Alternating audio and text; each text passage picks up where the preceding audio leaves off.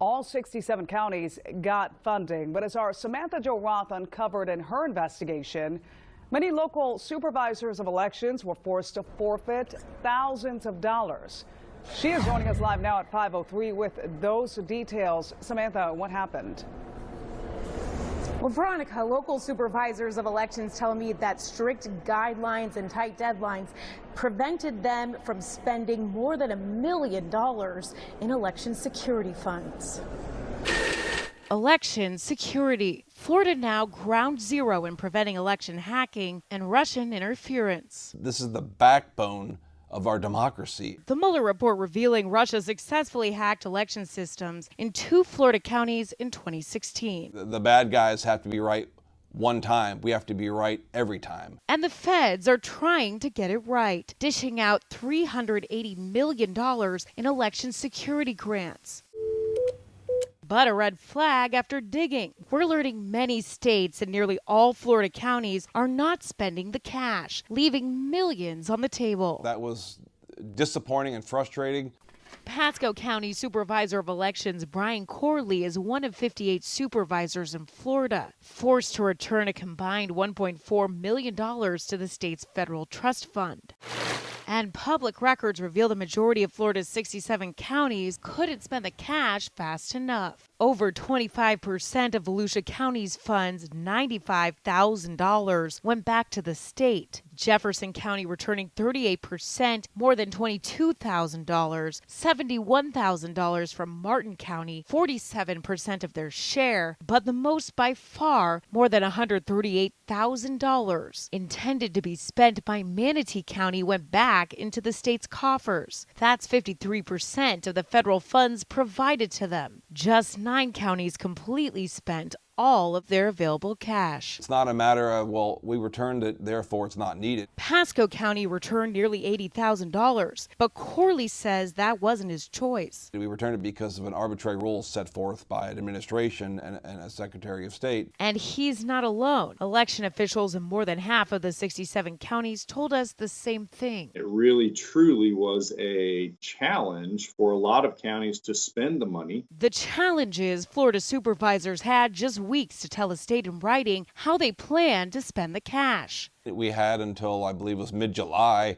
The funds weren't even distributed to us until, I believe it was early August. And you can imagine right the worst possible time in the middle of preparing for a primary. We had a major hurricane, and then we had, all the prep for the major election. Add in self-imposed rules. Florida required the counties to spend all of the money in 2018. They couldn't move the funds around, and they couldn't use it to pay for previous expenses. If you estimated something to be a certain cost and it came in lower, you were not able to tap into those funds. That was, again, one of the problems. Okaloosa County Supervisor Paul Lux says the state's restrictions prevented him from using the funds for ongoing critical needs. You could sign up for a company to come in and do spearfishing training, and that's great. But then what do you do next year when you don't have the money? Election officials told us it all seemed like a rushed job, especially because states had until 2023 to use the money. For the life of me, I've never been given an answer as to why. No one could tell me why that was. Senator Rick Scott, governor at the time, insists he had nothing to do with how the state implemented the federal grant. That was done through the Secretary of State's office. They made those decisions. Now, the Florida Department of State tells us that $1.4 million in returned funds from the counties will be put in a $2.8 million pot that will be used on cybersecurity ahead of the 2020 election. Now, the department has not yet determined how it will disperse the funds, but the state of Florida has used 85% of that federal grant. We're live on Capitol Hill this evening. Samantha-Jo, Spectrum, Bay News 9. Last year, we provided millions of dollars of funding to the state. $380 million to be exact, $19.2 million to the state of Florida. But with the 2020 elections on the horizon, will states receive more federal funds for election security? Senator Marco Rubio is hesitant, pointing to a recent report released by the Election Assistance Commission, which found states only spent a fraction of the funds. Well, I think we've got to work through that before we have even more federal engagement on these elections. But not everyone agrees. Last year, we basically had to wrestle Rick Scott and his Secretary of State over the Division of Elections to the ground in order to actually go ahead and spend that money that was allocated to Florida in order to protect our elections. We learned the state of Florida has already spent 85% of the federal grant, despite some of the challenges local supervisors of elections faced with spending. 58 counties returned $1.4 million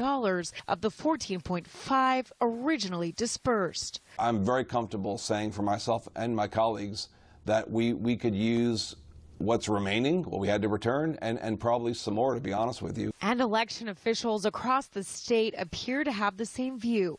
I can absolutely guarantee that any additional funds that are sent our way by the federal government will not go to waste. The state tells us it intends to use the remaining $2.8 million to enhance cybersecurity ahead of 2020. But when it comes to how that money will be dispersed, local officials say they're still in the dark. Whether it's going to be allocated back to the counties who didn't spend it as a second bite at the apple, or whether it's going to be divvied up evenly, whether it's going to be focused on smaller counties who have tighter budgets than larger counties. Nobody knows. It's unknown if Congress will approve any additional funding ahead of 2020, but local officials want members to recognize time is running out once again. Obviously, sooner than later would certainly be a plus to help us prepare. In Washington, Samantha-Jo, Spectrum, Bay News 9. Florida's congressional delegation met with the FBI today, and lawmakers are reacting tonight. Our Washington Bureau reporter Samantha-Jo is joining us live now at 5:01 from Capitol Hill. Samantha-Jo, why is this information still classified? Veronica, the FBI told the delegation it's to protect intelligence sources, methods, and victims, but lawmakers here say that argument does not hold up considering voters are victims who have yet to be notified.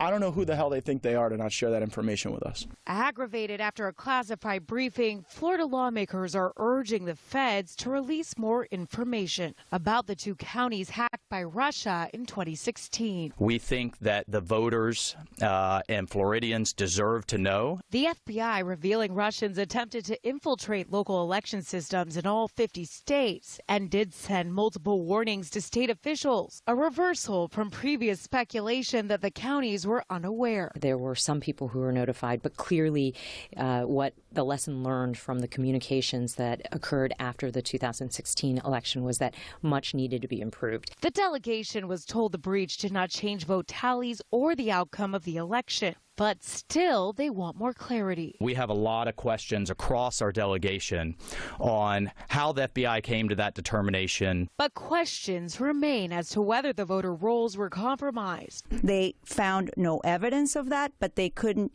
say with certainty that they did not manipulate that data. VR Systems, the Florida elections vendor at the center of it, maintains it was not a source of the intrusion after reaching out to the FBI this week, writing, "We stand by our assessment that a spear phishing email impersonating our company was likely the source." Now the delegation is looking for solutions to make sure this never happens again. The key is that we get the grants and other updates to the technology to our supervisors of elections this year to prep for next year's presidential election. Now, lawmakers have asked the FBI and DHS to go back and review their notification process. They're also considering legislation that would make it mandatory for the FBI to notify local election partners as well as Congress if a breach should happen in the future. We're live on Capitol Hill this evening. Samantha-Jo, Spectrum, Bay News 9. Now to a story you will see only here on Spectrum, Bay News 9. Senator Marco Rubio sat down for a one-on-one interview with us to talk Russian election hacking of one Florida county. That was revealed in the Mueller report. Our Washington Bureau reporter Samantha-Jo Roth is joining us live at 5:31 from Capitol Hill. And SJ, I know Senator Rubio is part of a bipartisan group of lawmakers demanding answers. Well, that's right, Veronica. Both Representatives Stephanie Murphy and Michael Waltz are adding their names to a growing list of lawmakers who want to know more about the nature and the extent of Russian interference in the 2016 election. And while federal officials have yet to confirm or deny that these incidents did happen, we spoke exclusively with Senator Marco Rubio, and he's shedding some light on the incident.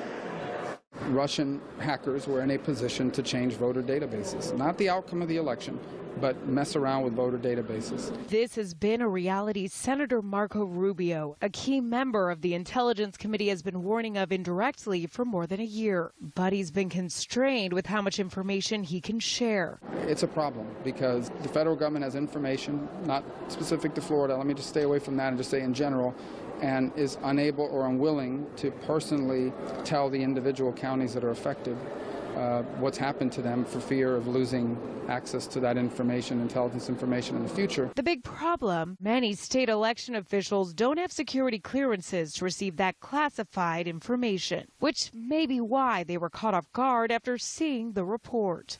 It doesn't even matter what size the county may be. I mean, you know, as you're aware, our elections in Florida are pretty close sometimes.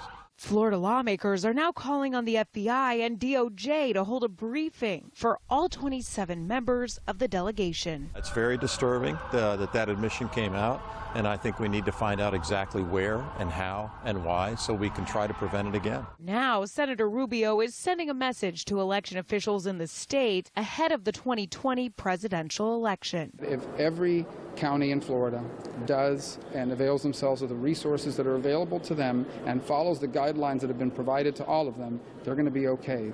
If they get overconfident, then I think they're asking for trouble. Now, Senator Rubio tells me that he anticipates that Florida will once again be a target for Russians and other foreign actors in the 2020 presidential election. We're live on Capitol Hill this evening. Samantha-Jo Roth, Spectrum, Bay News 9.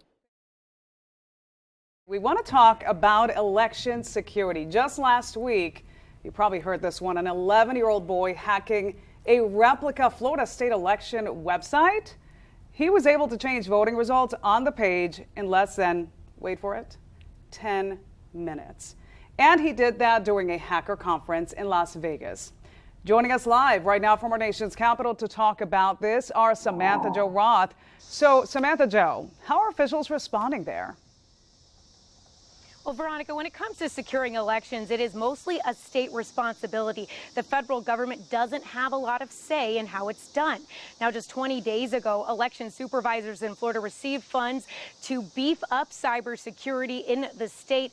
And although the primary is just a few days away, officials here in Washington are really hoping that states make even more changes ahead of November. Compared to 2016, the 50 states are in much better shape than they were. Ahead of the 2018 midterms, officials are learning from mistakes made in the last election cycle. One of them, a lag in communication between states and the federal government. We just got this phone call out of the blue that said, the Russians tried to hack into 21 states. We didn't find out till a year later which 21 states.